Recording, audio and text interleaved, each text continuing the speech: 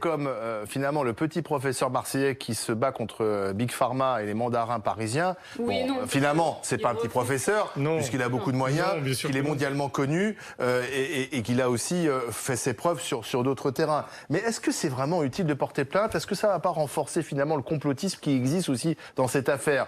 Beaucoup de complotistes se servent de Didier Raoult pour dire, voyez, on nous cache la vérité, on veut pas promouvoir cette hydroxychloroquine parce que ça rapporte pas grand-chose puisque le médicament existe déjà et il faut mieux en promouvoir un qui va peut-être être trouvé. Est-ce que ça va pas renforcer tout ça finalement? Moi, je sais pas. Je trouve que quand même. Vous avez entendu les réactions à Marseille? Oui, mais ce qui sépare la médecine et du charlatanisme, c'est la science, quoi. Je veux dire, ici, il sort complètement de la science. Je suis désolé, mais ça devient charlatan comme les médecins du XVIIe siècle. Je veux dire, c'est toute la croyance. On dit, vous entendez les gens dans votre. Je vois pas pourquoi ils nous soigneraient pas. Donc là, il y a rien qui différencie les médecins de Louis XIV que la croyance de ces gens-là dans le médecin. Et justement, il ne faut pas que le médecin ce soit ça. Il ne faut pas que ce soit quelqu'un qui puisse faire n'importe quoi, qui lui dit faites-moi confiance, je fais ce que je veux. Donc, oui, mais pardon, mais quand il a testé tout le monde à Marseille, au début, on l'a critiqué en disant ça sert à rien. Et puis aujourd'hui, on fait quoi? On teste tout le monde, qu'on soit malade ou pas malade. Sur Marseille, il a eu raison. Non, mais le dépistage, c'est la grande réussite de Didier Raoult. Exactement. Le dépistage, là, il avait raison sur les autres. On n'a pas dit que tout ce qu'il a fait n'était pas bien, mais quand vous avez un produit, il y a des preuves qui montrent que ça ne marche pas. Et vous dites prenez de l'hydroxychloroquine, vous serez protégé. Mais c'est comme quand vous aviez la BD de Lucky Luke avec le remède miracle où on dit aux gens prenez ça et vous allez guérir. Pardon Martin, mais moi j'ai entendu Christian Estrosi dire mais j'ai été soigné grâce à l'hydroxychloroquine. J'ai été soigné par Didier Raoult. Il y a cru, la croyance. Il a cru peut-être parce qu'il a vécu cela et il s'est dit quand j'ai pris ce médicament, j'ai plus eu de fièvre et ça allait mieux. Oui, mais c'est pas vrai. Sauf que c'est pas vrai. Sinon on l'aurait vu dans les études. Donc en fait, il y a le hasard qui fait qu'il a été mieux et lui, il y a eu beaucoup de hasard. Il y en a beaucoup qui ont témoigné.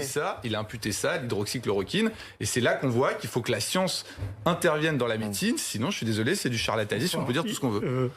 Il me semble que c'est un peu exagéré le charlatanisme parce que on pourrait l'appliquer à tous les médecins qui sont venus et qui nous ont raconté des énormes salades, y compris 500 000 morts. Et ça a été, je ne vais pas rappeler ça, mais ça a été une chose hallucinante. Alors si on doit traiter tout le monde de charlatans, nous sommes à la recherche des responsables et c'est là-dedans qu'il ne faut pas aller de mon point de vue. Parce qu'effectivement, vous avez parfaitement raison, l'équation va directement vers complotisme et ça, c'est le refus de l'intelligence, si vous voulez. Quand on en arrive à ce point de dire que quelqu'un est complotiste, ça veut dire qu'on cherche même pas à comprendre ce qu'il a fait. Donc non, ça, je ne peux pas entendre ça. C'est un truc impossible. Je suis venu ici sur ce plateau pour essayer de discuter avec vous avec des éléments clés. Si on commence des éléments scientifiques, si on commence à parler de charlatans... À se traiter de charlatan? Ah non, mais je suis désolé, quand vous avez des preuves qui montrent qu'un traitement n'est pas efficace et que vous dites aux gens s'il est efficace, les études sont fausses, elles sont corrompues, sortez dans la rue en prenant mon traitement, vous risquez rien parce que ça vous protège, alors vous savez que c'est pas vrai, comment vous qualifiez ça, vous? Eh bien moi, quand vous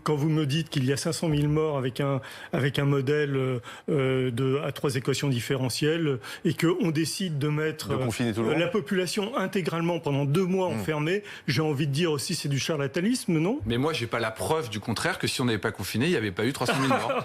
Prouvez-moi le contraire et j'arrêterai de le dire. Eh bien, moi, prouvez-moi que ça a fonctionné et je vous dirai le truc, mais c'est très simple. Écoutez, je vous sors une toute petite courbe. Heureusement, la Suède n'a pas fait le confinement. Et regardez, ici en vert, c'est la Suède, et ici en rouge, c'est la France. Vous voyez une différence, vous ? La Suède a réduit de 70% ses rapports sociaux. Vous avez peut-être lu ça aussi. Peu importe, elle n'a pas mis son économie. Il n'y a pas le port du masque obligatoire. Et le bénéfice-risque, là, entre guillemets, excusez-moi, mais vous voyez... la Suède est devant la France en termes de mortalité par million d'habitants. Pas du tout. C'est 470 en France et 570 en Suède. Un petit peu plus au-dessus. Il n'y a pas une très grande différence. Attendez, c'est ridicule en termes scientifiques. Si on utilise les intervalles de confiance... C'est beaucoup moins les voisins de la Suède qui ont... Mais je compare par rapport à la France. D'accord. La densité de population est plus comparable entre la Suède et la Norvège qu'entre la Suède et la France, par exemple.